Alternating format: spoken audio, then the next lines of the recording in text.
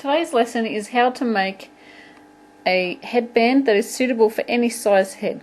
You can use it for babies or adults, or anywhere in between. You can make a flower to attach.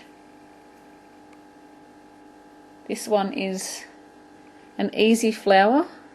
I will put the links in for the video.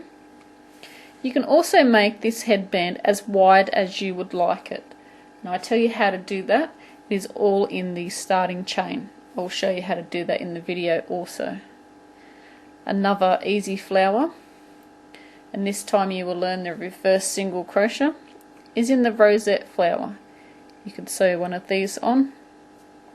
I think it would look absolutely adorable.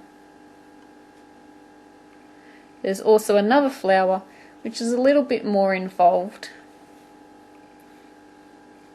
Uses a lot of stitches, and you learn how to make a lot of stitches. Like I said, you can make the headband as big or as wide as you need it to suit your style. I hope you guys enjoy this video, and thank you for watching. You're going to need some yarn and a hook that is recommended for your yarn.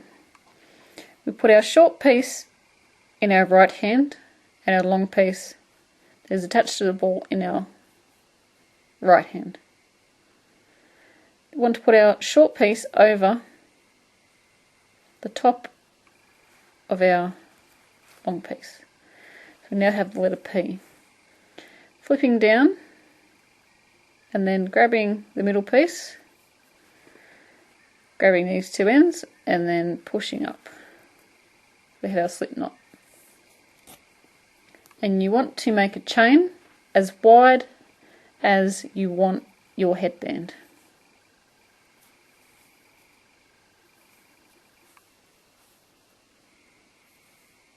And I'm going to make this for a baby, so I'm only going to make it about 1 inch wide. Into your second chain from the hook, and our first on our hook here, this doesn't count as a loop. So this is our first chain, and here is our second. Going into that second loop with your hook, yarning over, pulling up a loop. We have 2 on our hook. Yarning over and pulling through 2. We want to repeat this all the way across the row. So going into the next chain, yarning over, pulling up a loop, yarning over, pulling through 2, yarning over, going into the, into the next stitch, yarning over, pulling up a loop. We have 2 on our hook, yarning over and pulling through 2. Keep going until we get to the end of our chain.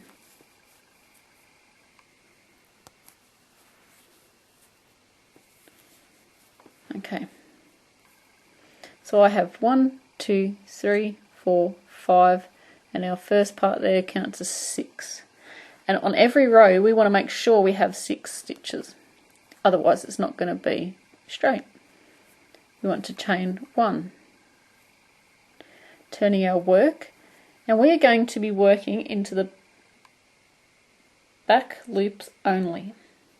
And what that means, so when we normally go into our chain, or into our stitch, we go under both loops.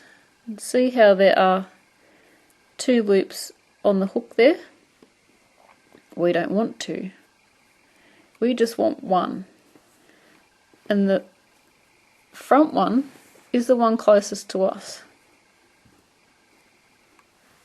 And the back one is the one furthest away from us.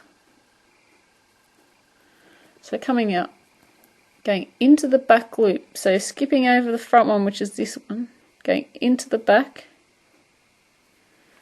and completing our stitch. Doing that again, so going into the back loop and completing our stitch. Into that back loop again.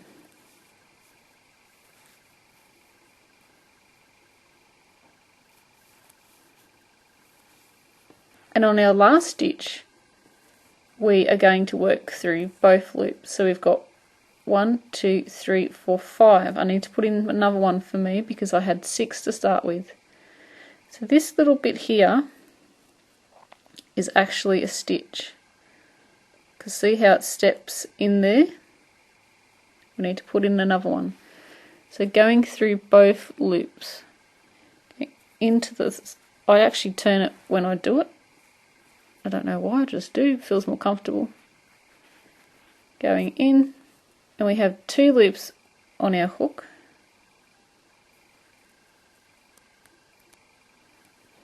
Wrapping our yarn and then pulling through 2. So this is for a baby, don't forget, so that's why it's so skinny. So chaining up 1, turning our work. Going into the back loops again.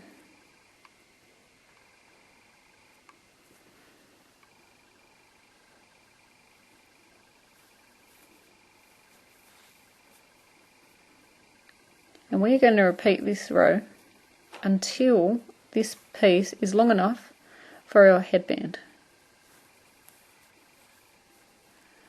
So up to my last stitch, let me double check. 1, 2, 3, 4, 5. So it's 6. So going under both loops, we have both loops on our hook, yarning over and pulling through like there. As we go along, the last stitch will get a lot easier to see. See how it sticks right out there? So you know that you need to go into that stitch and going through those both loops. Going through both loops on the last stitch just gives it a nice solid edge.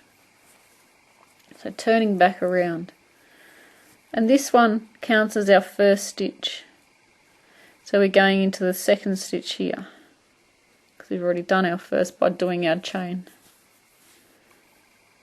There you go, and by following these little tips, you will get straight edges. As long as you count your stitches as you go across, you'll know you've got the right amount in there. So once we have our headband long enough, we want to join it together to make our headband. So putting your ends together, we're just going to slip stitch the ends closed. Now you can sew this closed as well if you like, it's up to you. So going into your first stitch, making a slip stitch, and then continuing this across, going through both layers, slip stitching across.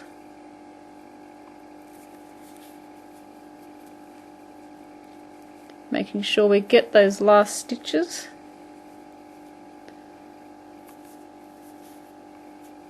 And there we go. Making sure that we've joined it properly. We have. And then just doing a chain, pulling through and cutting our yarn. We just want to sew in our ends. So turning it over on the back, we just want to sew our ends in between our stitches. Just grabbing our needle, going underneath stitches, and then going back through.